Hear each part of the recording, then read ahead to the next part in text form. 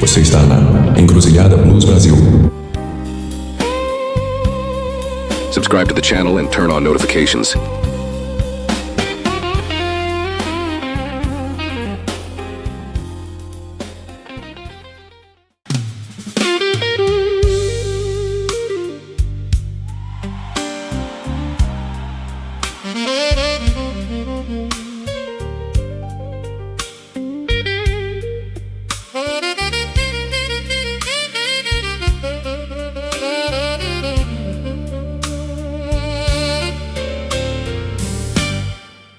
There are days that your whole life divides into a before and after. Mine was a September with a car and fading laughter. She had been packing for 2 weeks and I had helped her do it. Some cruelty in the folding, some sorrow in the suit kit. We carried boxes to the car like partners on a job, as if the dismantling of a life was just a normal cog. She drove away in September with the windows all down, left me standing in the driveway of an ordinary town. She drove away in September, and I watched until she cleared the last bend of the highway, and the whole life disappeared. Her sister came to help the final morning, early gray, and I was grateful for the presence of a buffer on that day. They talked about the driving route and coffee stops ahead, while I stood in the kitchen making breakfast for the dead. Of the version of my life that had her in the center of it. Scrambled eggs for 3 people, one of whom was losing it.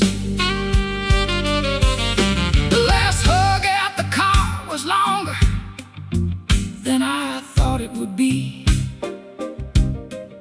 She held me like a woman holding someone she was freeing, free from what I still don't know, perhaps from her own need for something that she hadn't found in me, despite the seed we planted in the 9 years we had given to each other. Held the hug of 10 count, then let go like any other. She drove away in September with the windows all down, left me standing in the driveway of an ordinary town. She drove away in September, and I watched until she cleared the last bend of the highway, and the whole life disappeared. By noon the house had changed its nature in the way rooms do when the organizing principle has finally followed through. I sat in every room in sequence just to feel the shift. The kitchen had her absence like a particular gift of quiet that was somehow different from the quiet before. because before had the potential of a key inside the door. It's been 3 Septembers now, and fall still gets me at the throat. The particular September light that lands upon the coat, racked by the door where her jacket used to be. I've learned to let the season come and sit beside me, without running from the color of it or the cooling of the air. September comes for everyone, and I am still right here. Hey, hey. She drove away in September with the windows all down, left me standing in the driveway of an ordinary town. Oh, she drove away in September, and I watched until she cleared the last bend of the highway, and the whole life disappeared.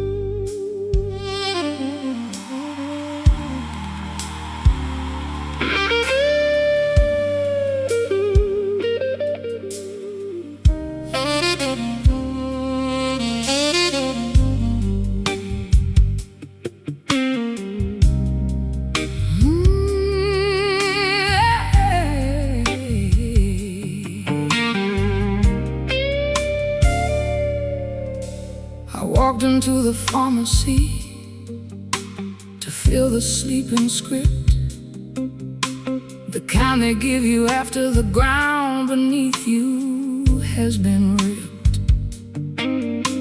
The woman at the counter said, "How are you doing today?" And something in my chest came loose and almost found its way and onto the fluorescent lit floor. But I swallowed it with 30 years of practice and said, "Fine, sure." Too proud to cry at the counter of a downtown pharmacy, too proud to let the stranger see what this is doing to me, too proud to crack in daylight, but I crack when the door is closed. Too proud has been my coffin, and the pride is what corrodes.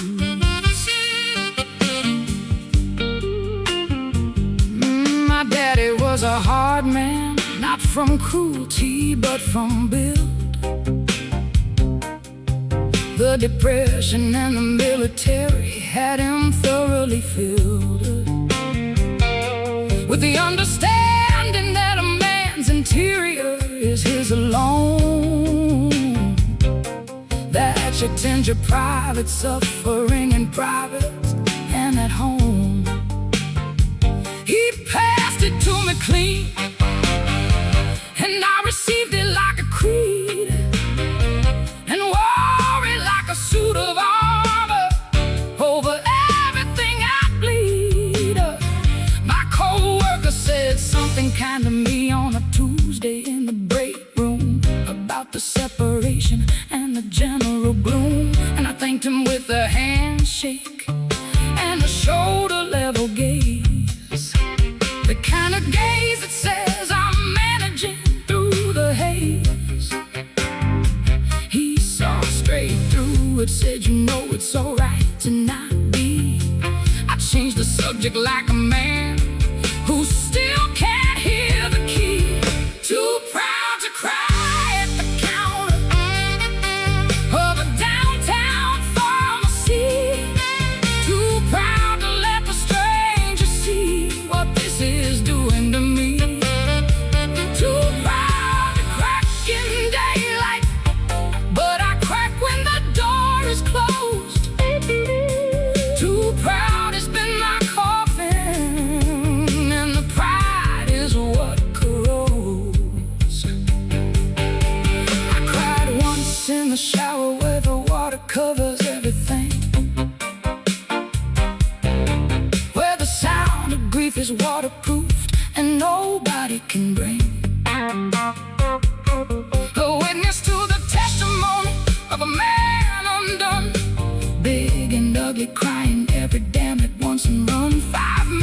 of the real thing. Then I washed it down the drain, put the armor back on, went to work, maintain the frame. I'm working on the armor, prying at the rivet slow, learning that the strength I show is not the strength I grow. A man who can be witnessed in his sorrow is half a man, the half that functions perfectly but can't be touched or scanned. I almost told the pharmacist the truth that afternoon. Maybe next time I'll let one small honest thing balloon. Too proud to cry at the counter of a downtown pharmacy. Too proud to let the stranger see what this is doing to me. Too proud to crack in daylight, but I crack when the door is closed. Too proud to spin my coffin, and the pride is what corrodes. Oh, is what corrodes.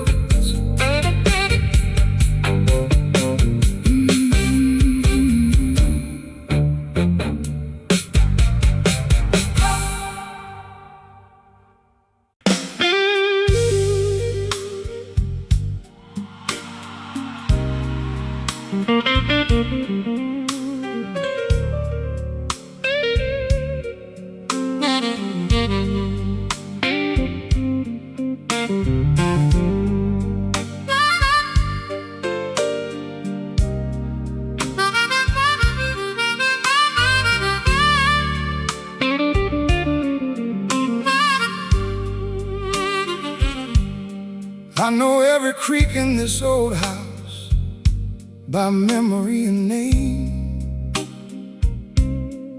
The one by the bedroom door, the three beside the frame. At night they speak a language in the hour before the dawn, telling me the story of the woman who is gone. The house was built for company, the walls are thick with it, and loneliness needs witnesses, so the floorboards don't quite quit. Nails in the floorboards, each one marking the years. Every creak in the dark, a reminder she isn't here. Nails in the floorboards, the house remembers too. Every step I take alone is a step I took with you. I used to know her footsteps from the pattern of the weight. Could tell if she was happy or if something had gone late. The light step meant the morning had been kind to her inside. The heavy meant I'd find her with a feeling she would hide. Now all the footsteps in the house belong to only me, and I can't read my own step with the same clarity.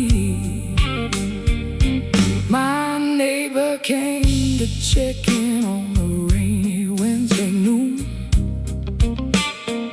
Said she'd seen my light burning past 3 in the afternoon of the morning. Said she worried for a man who kept those hours. I said I was just listening in to the house through all its power.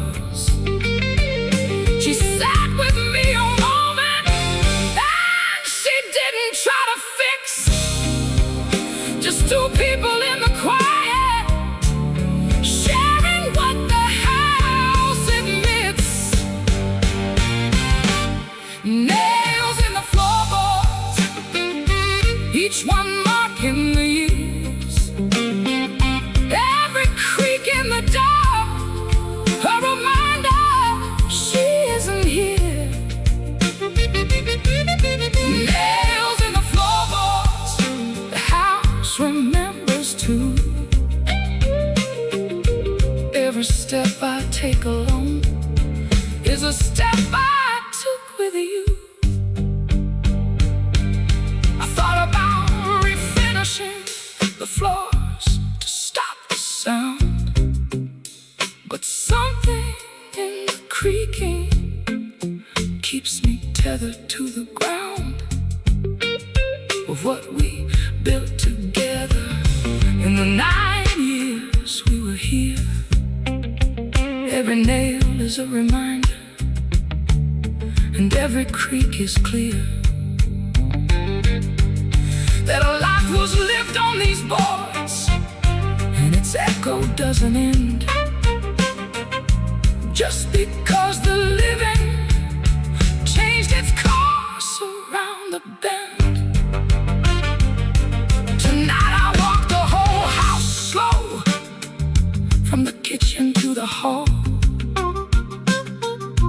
Let it every floorboard say its piece against the wall. I said good night to all of them the way I never used to do. A man who talks to floorboards has been too long without you. But the house says something back in the only language that it owns. And I went to bed less empty in these timber and nail bones. Nails in the floorboards, each one marking the years. Every creak in the dark, a reminder she isn't here. Nails in the floorboards, and the house remembers too. Every step I take alone is a step I took with you.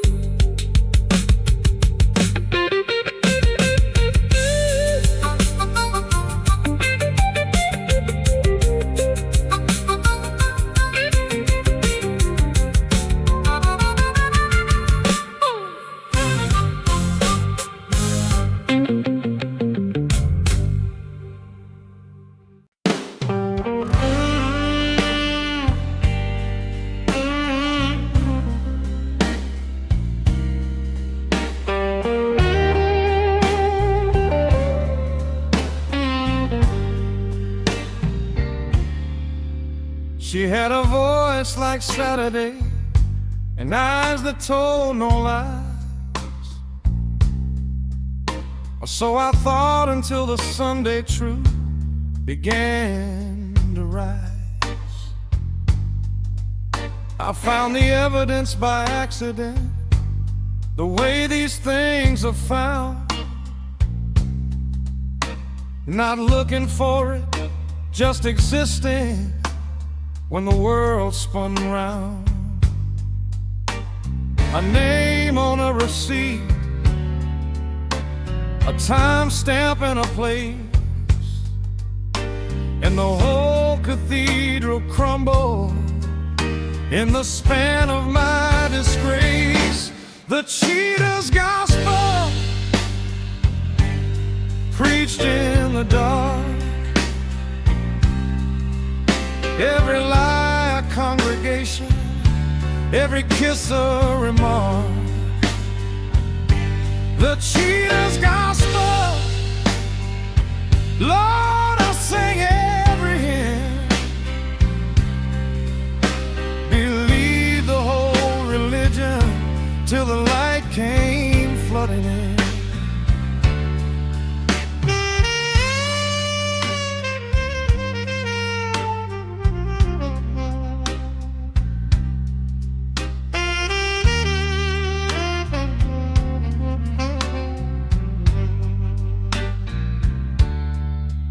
She had an explanation like they always do. An architecture built on almost truth and residue.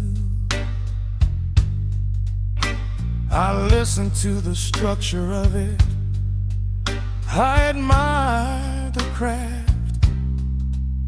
She was always smarter than me, and I loved her for that half. But the smartest explanation for a lie is still a lie, and the scaffold doesn't matter when the whole thing has to die. I ask the questions that a wounded man will ask. How long and where and who and was it just one task? She answered some and left the rest in merciful fog. Said the details wouldn't help me, said it wouldn't unclog the drain of what was broken, wouldn't put it back in line. Baby, she was right, but mercy ain't the same as being fine. The cheater's gospel preached in the dark, every lie a congregation, every kiss a remark. The cheater's gospel, Lord, I'll sing every hymn. Believe the whole religion till the light came flooding in.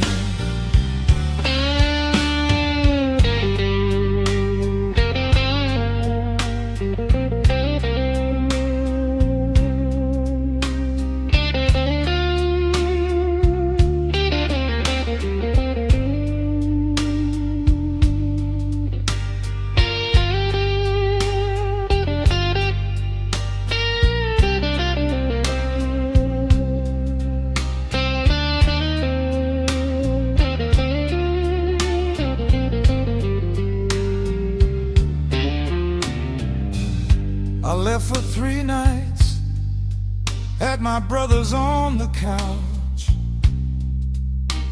sat with all the discomfort without the usual grouch of filling up the silence with the noise of something else. Just a plain fact of the matter, sitting there among the shelves. By the 3rd night something settled, not to peace but to a line between the man I'd been for her and what was gonna be mine. I came back on a Thursday and I said it plain and clean. Said the life we built together isn't something I can lean against anymore with confidence, and that's the end of it.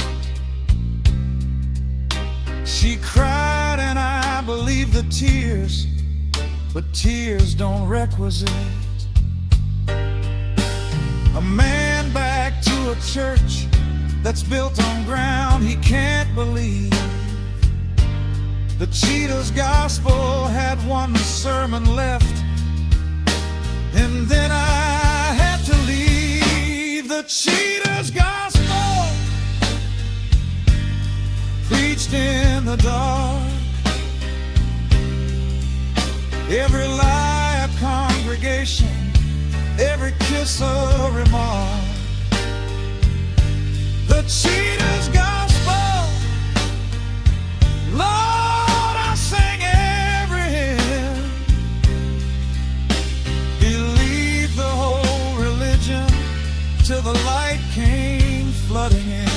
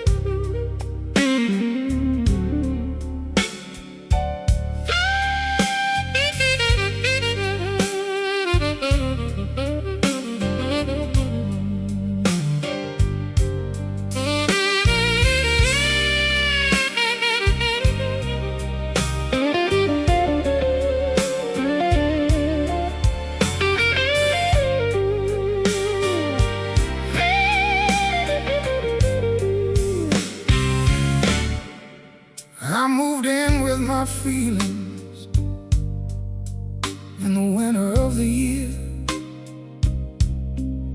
She had posted something in the window, vacancy is here. I signed the lease without the reading, moved in overnight, hung my hopes like pictures on the walls and called it right. The place had good light in the mornings and a view I could believe, and I paid my rent in full each month and never thought to leave. She was a landlord of my heart, I was just a tenant, paying every month in love and never once delinquent. She was a landlord of my heart, and when she raised the rent, I couldn't make the payment, and I had to finally rent. The term shifted slowly in the way that terms will do when one side has the leverage and the other side loves true. She sublet parts of me to other things I couldn't name, expectations and conditions, and a shifting in the frame of what the lease had promised when I signed it in the snow. I kept on paying anyway because I didn't want to go. My friend said, "You've been renting all this time and own nothing. All the love you've been investing has been going to something that will never be your equity, will never be your deed. A man who rents his heart out lives at someone else's speed." I said I understood it, but I didn't want to move. The familiar of a home I love seemed better than the proof. She was the landlord of my heart, I was just a tenant,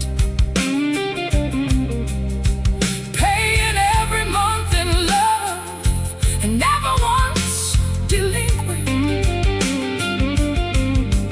She was the landlord of my heart, and when she raised the rent, I couldn't make the payment, and I had to finally rent. She raised the rent one final time beyond what I could pay, not in money, but in something she expected every day of me that I had given but could give no longer true. The rent was now the version of myself I never knew how to be sustainably, and I sat with that a week and gave my notice quietly and kissed her on the cheek. I found myself a property I'm slowly learning how to own, 4 walls of my own making and a key to my own bone. It doesn't have the landlord's view or her light in the morning time, but everything inside is constructed in his mind. And a man who owns his own heart, even when it's small and raw, is richer than the tenant who paid rent and still had more to draw. She was the landlord of my heart,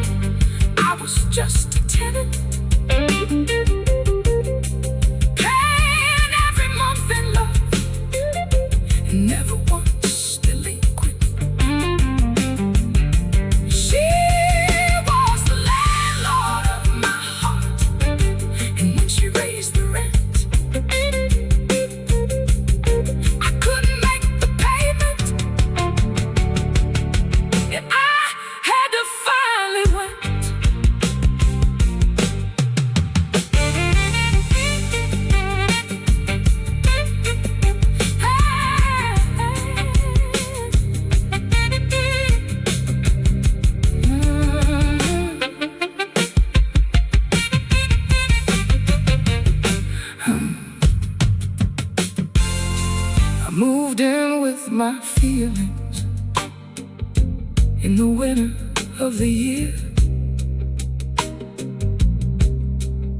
She had posted something in the window, vacancy is here. I moved in with my feelings in the winter of the year. She had posted something in the window, vacancy is here. I signed the lease without the reading, moved in overnight, hung my hopes like pictures on the walls, and called it right. The place had good light in the mornings, and a view I could believe, and I paid my rent in full each month, and never thought to leave. She was the landlord of my heart, I was just a tenant, paying every month in love, and never once delinquent. She was the landlord of my heart, and when she raised the rent, I couldn't make the payment, and I had to finally rent. I moved in with my feelings in the winter of the year.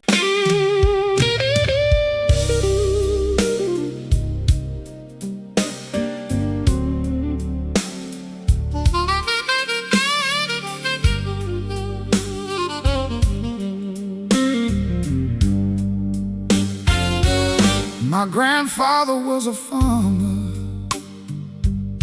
and he taught me young and plain that what you put into the ground determines what you gain. He said the earth is patient, but it never changes the rule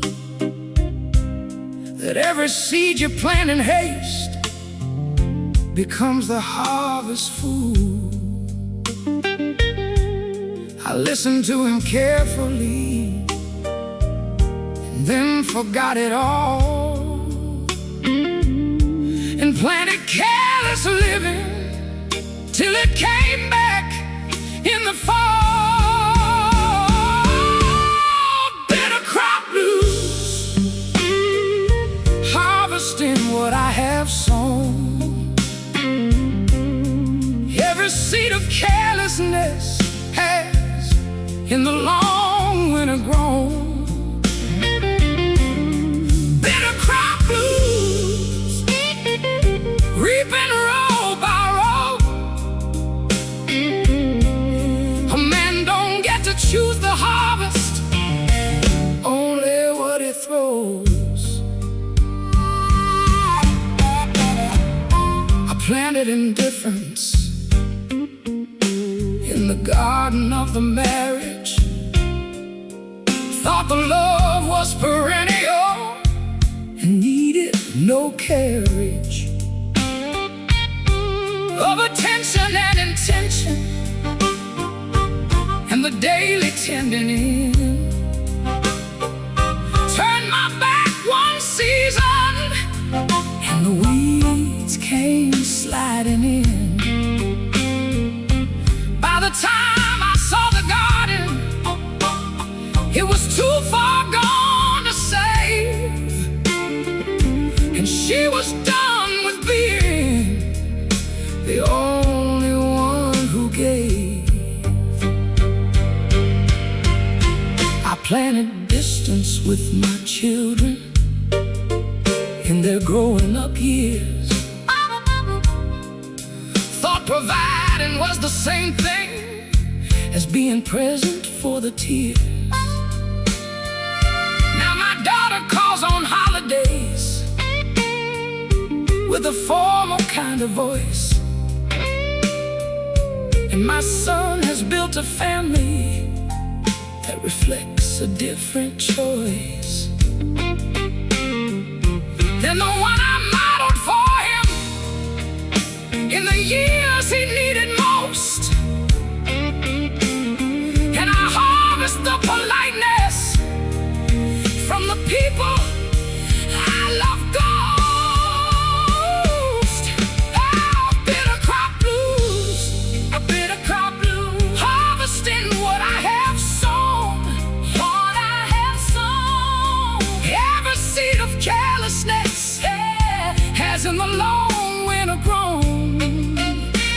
Oh, bitter crop blues, bitter crop blues, reaping row by row, reaping row by row.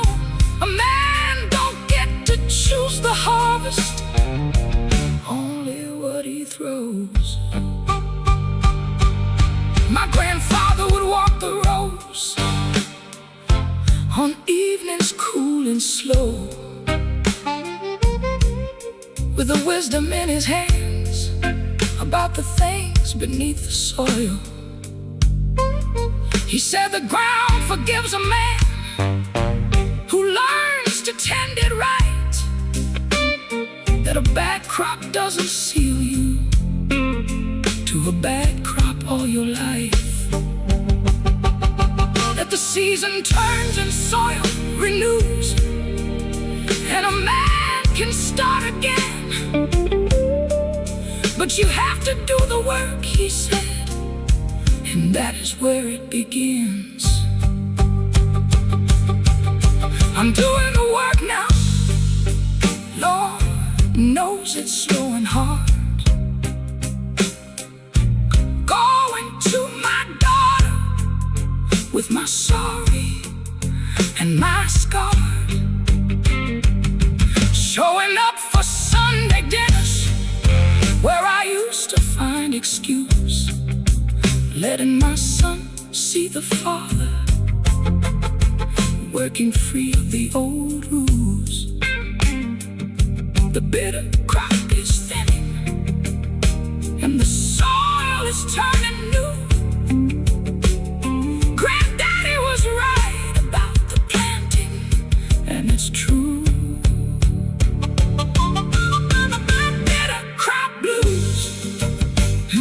Harvesting what I have sown, every seed of carelessness has in the long winter grown. Bitter crop blues, reaping row by row. A man don't get to choose the harvest, only what he throws. My grandfather was a farmer, and he taught me young and plain that what you put into the ground determines what you gain. He said the earth is patient, but it never changes the rule that every seed you plant in haste becomes the harvest full. I listened to him carefully and then forgot it all, and planted carelessly till it came back in the fall. Bitter crop blues, harvesting what I have sown. Every seed of carelessness has in the long winter grown. Bitter crop blues, reaping row by row. A man don't get to choose the harvest, only what he throws. I planted indifference in the garden of the marriage.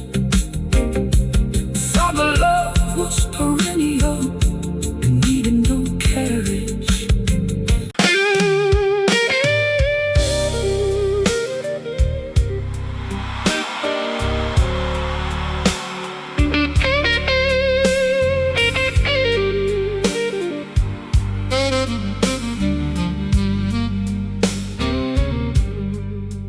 There's a hotel on the edge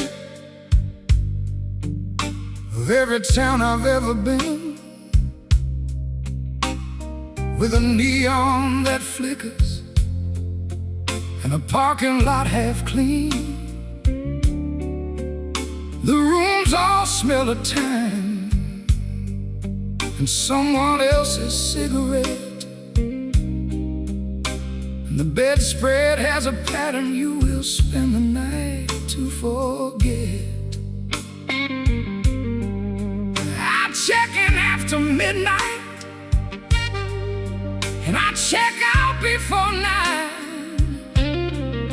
A ghost between the city limits, making temporary mine. The hotel on the edge of town, 28 a night, where the man of in-between coming to get through the light. The hotel on the edge of town, no one asked your name. Everybody here is somebody who just ain't the same. The man in 12 has been there, going on a month or more. I know because I hear him walking gentle past my door.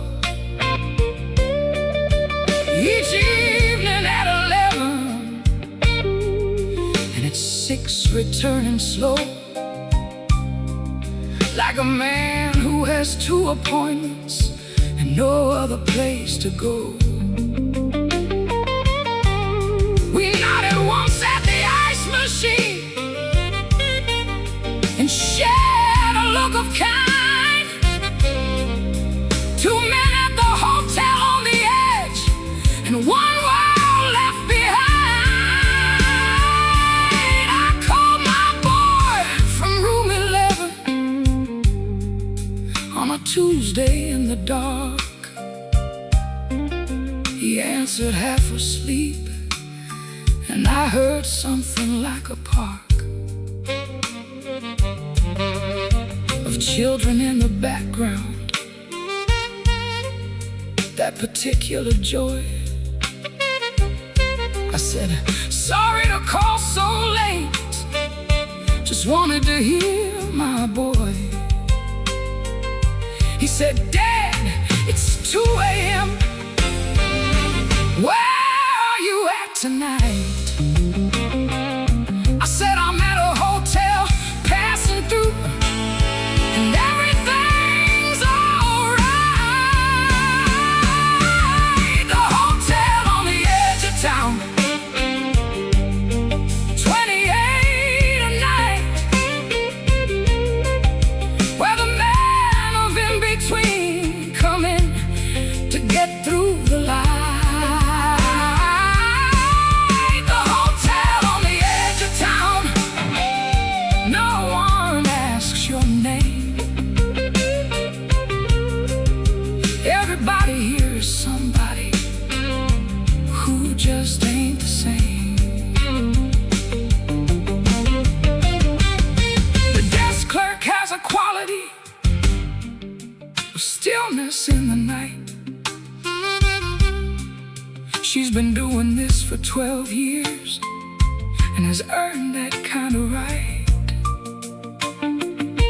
I asked her once if she got lonely at the 3 a.m. desk. She said, honey, I'm surrounded by the loneliest of the best. Said everybody passing through is passing through to something, and being here for that means I am always near to something. I'm not always at a hotel, let me be precise and clear. I have a room somewhere that's mine, and days that are more here. But when the road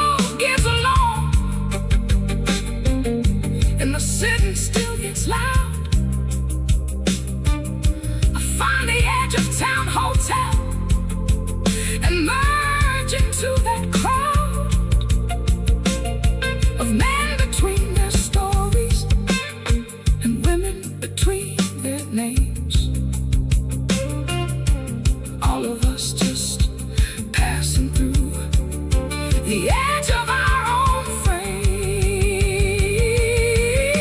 The hotel on the edge of town, 28 a night, where the men of in between come in to get through the light.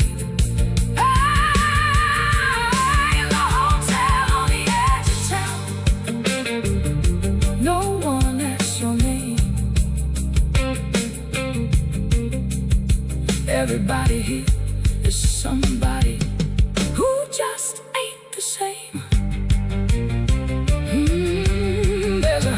There's a hotel on the edge of every town I've ever been,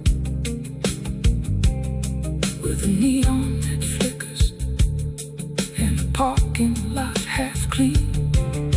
The rooms all smell of time and someone else's cigarette. The bedspread has a pattern you will spend the night to forget. I check in after midnight and I check out before 9.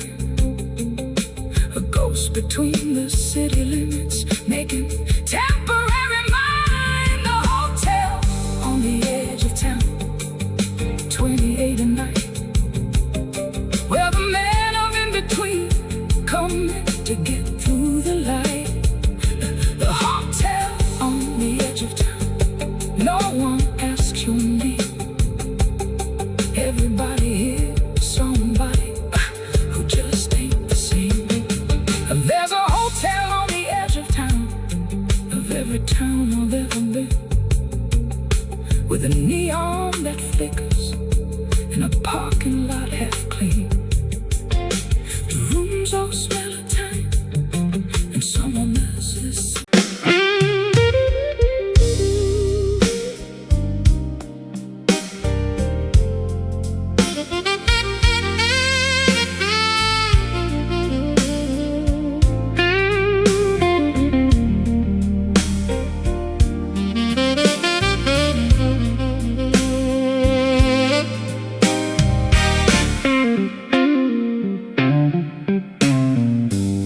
The house was quiet when I got home from the loading dock at 8, but not the kind of quiet I've been learning how to navigate, because the radio was running on the station she preferred.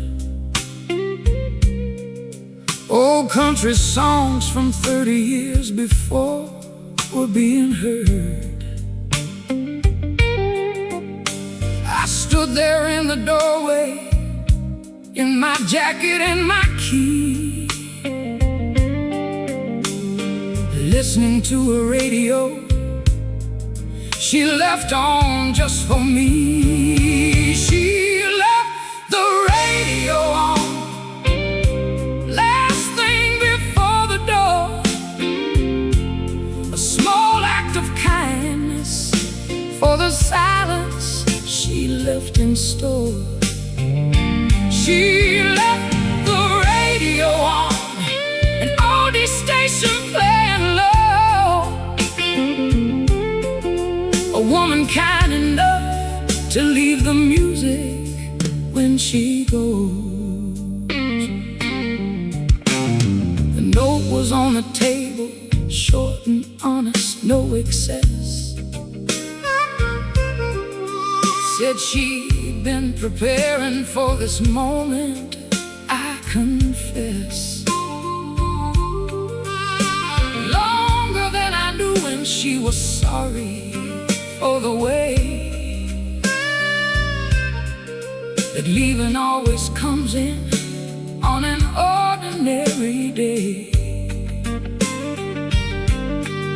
She said she wished me well and meant it from the truth, and she left the radio on because she knew the silence too. I sat beside the radio without removing my coat, listen to a song about a man adrift and afloat on the lake of his regret with no particular shore.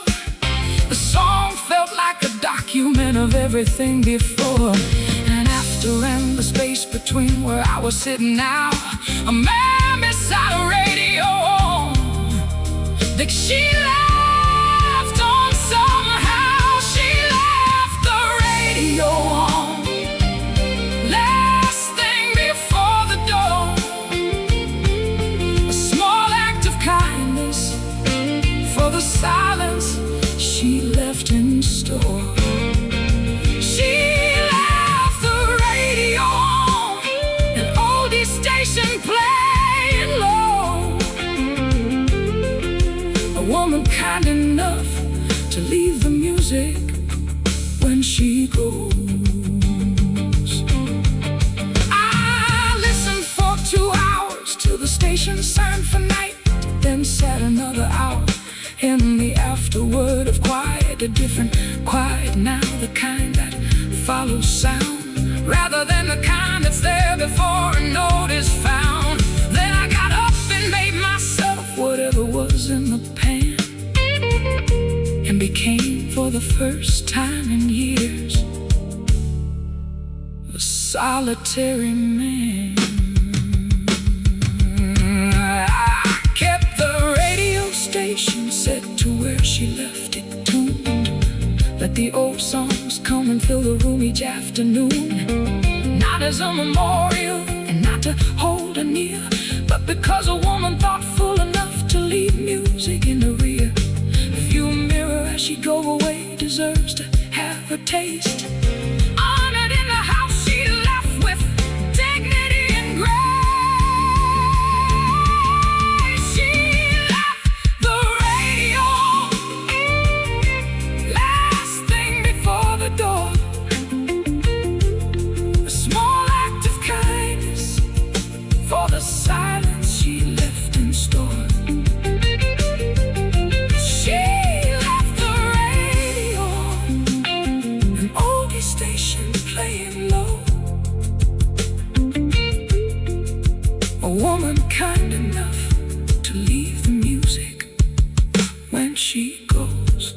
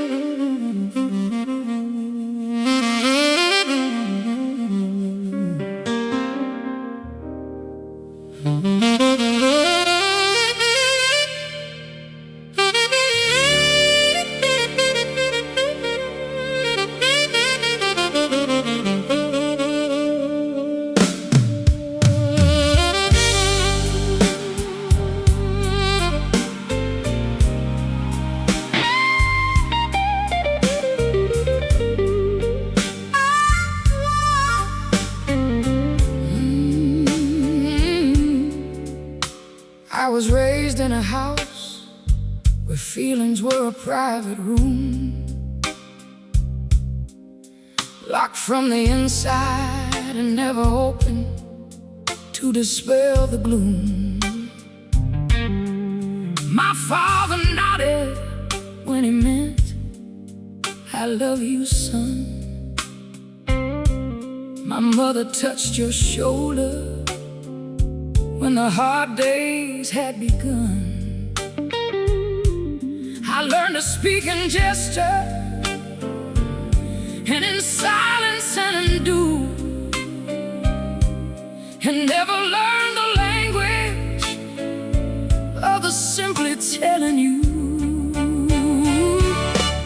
The weight of the unspoken, Lord, it bends the spine. I should have said along the line. The weight of the unspoken, heavier than stone. kept inside me till they turned into the bone. I loved her for 5 years without the center of the word. Showed it in the fixing, in the being there and heard, but never in the speaking of the forward document that she was patient for, and that was always almost meant. She said the day she left me, it was never about more than hearing you say plainly what I thought I was living for. I've been in therapy for 2 years, and it's slow as continental drift, learning to unpack the sentences and give the words their gift. My therapist says the unspoken is a storage unit full, and we're going room by room to empty out the pool of everything I warehoused in the years of eloquent silence. The filing cabinets of feeling and the archives of defiance. The weight of the unspoken, Lord, it bends the spine. All the things I should have said along the line. The weight of the unspoken, heavier than stone. Words I kept inside me till they turned into the bone. I called my sister on her birthday and said something I had not said in 40 years of birthdays. Said it clear and brought it out into the ordinary Tuesday afternoon. She went quiet for a moment, then she said, it's never too soon to say the things you mean. And then she said it back, and the call lasted 3 hours, and the weight went off the rack. I'm practicing the sentences the way you practice scales, trying them out on Tuesdays when the ordinary prevails, starting small and building up to what the heart requires. Let a feeling have a sense before the silence tires of holding what needs saying before it turns to stone. The weight of the unspoken is a burden you can own. Oh, the weight of the unspoken, Lord, it bends the spine. All the things I should have said along the line. The weight of the unspoken, heavier than stone.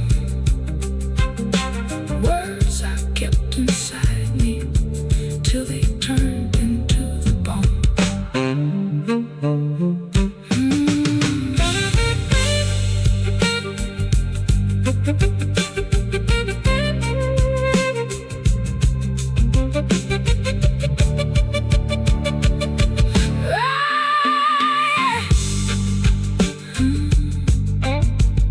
I was raised in a house where feelings were a private room, locked from the inside and never open to dispel the gloom. My father nodded when he meant, I love you, son. My mother touched your shoulder when the hard days had begun. I learned to speak in gesture and in silence and in do, and never learned the language of the simply telling you. The weight of the unspoken, Lord, it bends the spine. All the things I should have said along the line. The weight of the unspoken, heavier than stone. Words I kept inside me till they turned into the bone.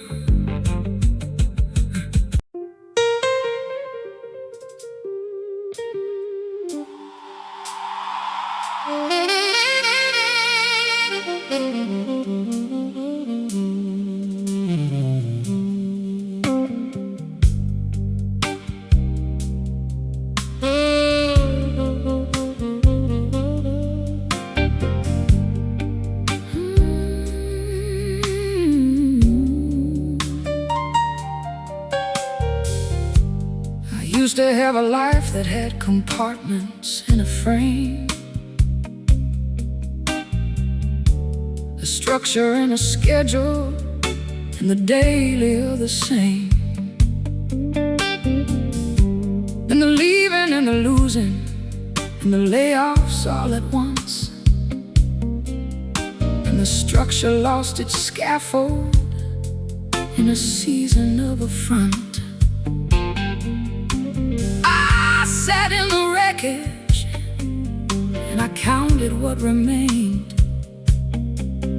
and found myself down to the seeds, and I stayed down to the seeds of it. That's where I live now, stripped of every comfort, learning the how. The seeds of it, naked as the truth. A man at the bottom finds the root.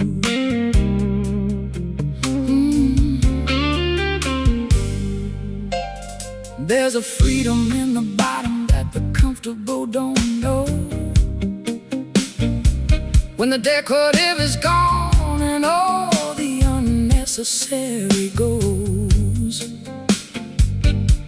you find out what you're made of at the level of the seed, what the core is under everything you built from greed or comfort, or the narrative you told yourself each year. The seed doesn't have a narrative, the seed is just the here. I lived in a small room with one lamp and the guitar for 4 months after everything had come apart so far. I played every morning and I played every evening meal, and everything I played was just the sound of being real. No audience except the walls that held what they were given. A man down to his seeds, deciding how to live again. Down to the seeds of it. That's where I live now, stripped of every comfort,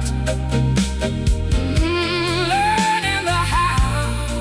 Down to the seeds of it, naked as the truth. A man at the bottom finds the root. My friend brought groceries once a week and sat without condition. He didn't offer advice or a path or a position, just groceries and his presence. and sometimes a game on the phone. Two friends doing the ordinary when a man can't be alone. In the alone too long, you know the kind of cellular alone, where the self begins to argue that the seed should stay the bone.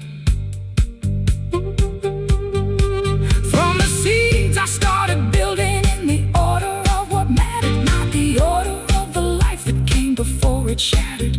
Music first, and then the people, and then the honest work, and last the things the world says make a man, not a quirk. I'm not back to where I was, and I don't wanna be the man down to his seeds. It's closer to the free, down to the seeds of it.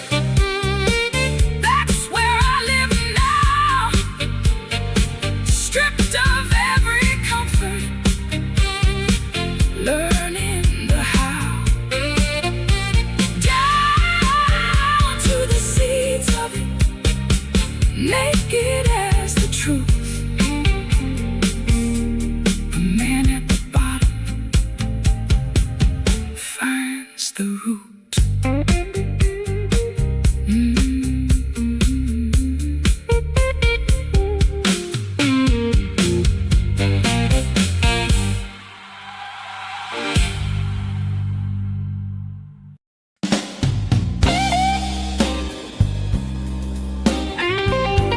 Você está na Encruzilhada Blues Brasil. Subscribe to the channel and turn on notifications. Thank you for watching this video.